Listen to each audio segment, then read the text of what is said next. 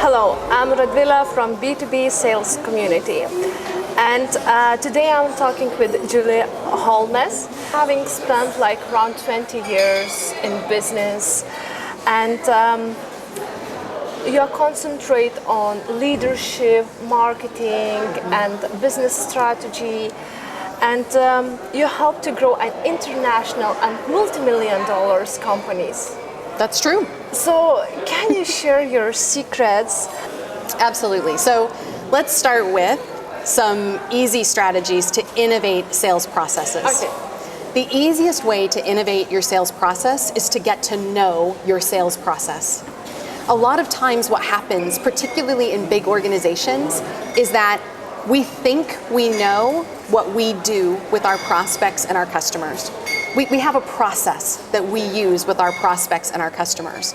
But what we are doing for them is not always what they are experiencing.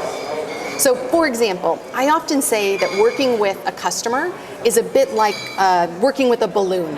Yeah. Right? With a balloon, it's really easy to keep a balloon up in the air. It just needs little taps to keep a balloon up in the air. But if you turn your back on that balloon, it falls.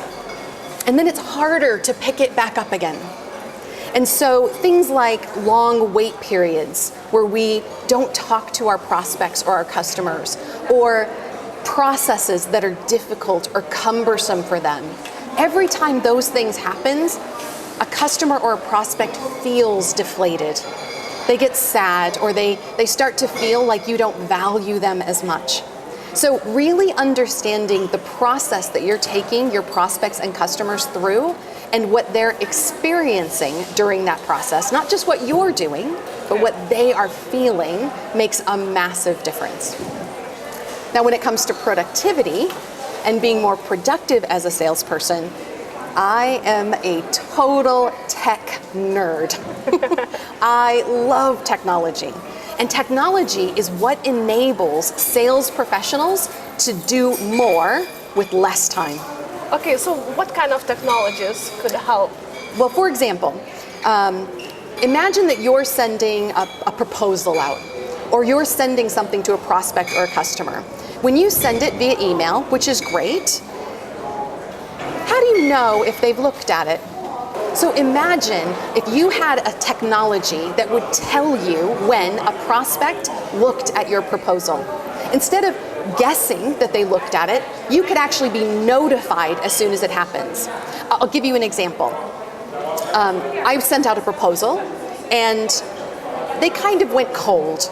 As sometimes happens, I followed up, and they got busy with their own things. We sometimes think that we are the only thing that they're thinking about, but they actually have their own businesses and their own processes that they're thinking about.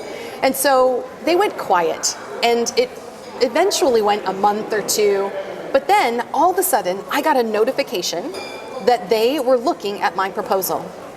And not only were they looking at my proposal, I could see that they were looking at a particular page of my proposal.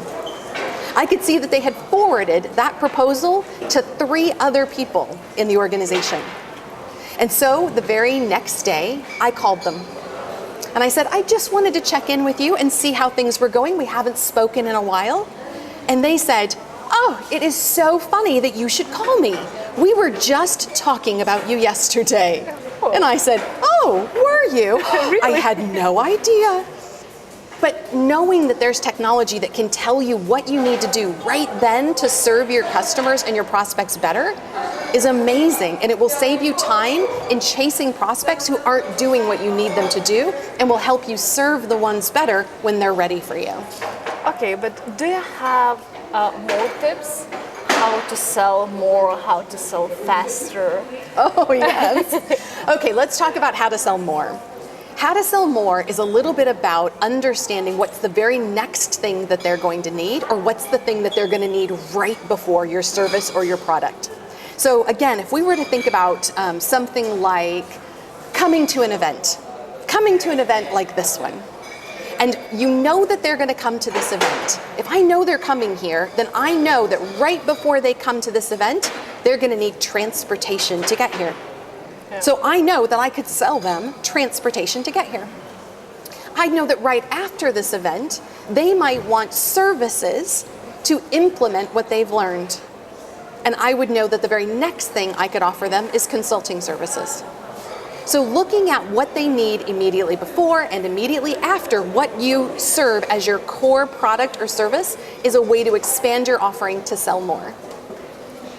Okay, and if you want to have conversation with our potential customer, what kind of question we should ask to open conversation?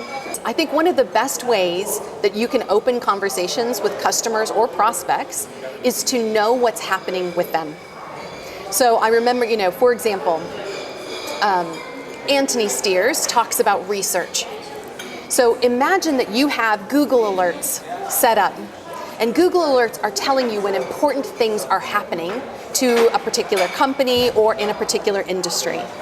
Imagine that I could call someone, and instead of calling them and saying, hey, what's going on? How are things right now? I could call them up and say, hey, listen, I just saw on the news that you got a new CEO. How's that going for you? And all of a sudden, I've given them an opening to have a conversation with me about something that's happening with them, which is what they really want to talk about themselves. But it also shows that I'm aware of their industry and their business, and I can be trusted with that information.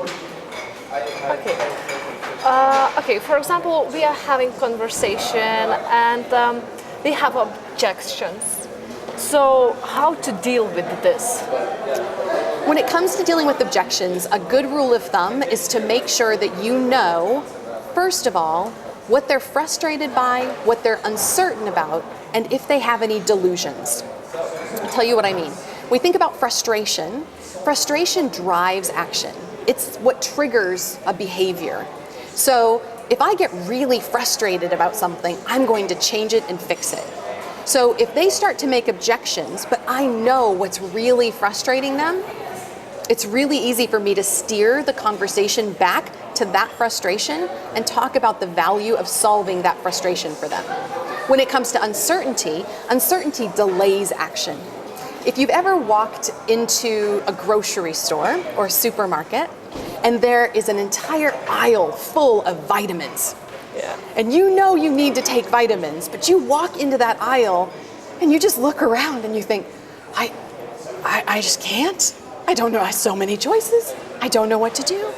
So if your customers or prospects are feeling overwhelmed or uncertain, then their objections might be founded in that lack of information. They don't know enough. You need to give them more education so that they can make a decision. And when it comes to delusions, a lot of times when it comes to an objection, it's based on a delusion. And a delusion is when they believe something that isn't true. So, for example, they might believe that your product is very expensive, when really, if they knew the market or they knew everything that you were offering, they would know that that wasn't the case. But if they believe something that isn't true, you have to back up and educate them so that they can get past that delusion. We call that the FUD. Okay, and you mentioned at your presentation that we could have bad experience. So how to avoid, how to prevent this bad experience, or how just to have good experience? Well, of course, as I mentioned in my presentation, an easy way to have a good experience is to give them kisses, right? So making sure that they know that they're important, making sure that we're serving them value, keeping an eye on their journey and where they are, all of those things are important. When people become dissatisfied, when our customers become unhappy with us, it's one of three things. Either we've messed up, we've made a mistake or an error, and we have to correct that, so we just have to take action and fix it. That's really all customers want. They just want it to be fixed. The other possibility is that they were never the right customer for us. Sometimes we sell to people just because we can. And we're never going to make them happy. We're not the right kind of business to serve them. If we are a big enterprise service and we serve big, massive organizations, and a small company comes along and buys our product, they're probably not going to be happy long term. It's too much for them. So being sure that you know whether or not you're actually serving the right customer matters. Sometimes there are customers we just have to let go. They're not a good fit. And of course, the third thing that can happen when a customer is unhappy is we continue to neglect them or ignore them, and then they leave and they go somewhere else. How to have better journey with a client? If you want to improve your relationship with your clients, give 3 kisses a day.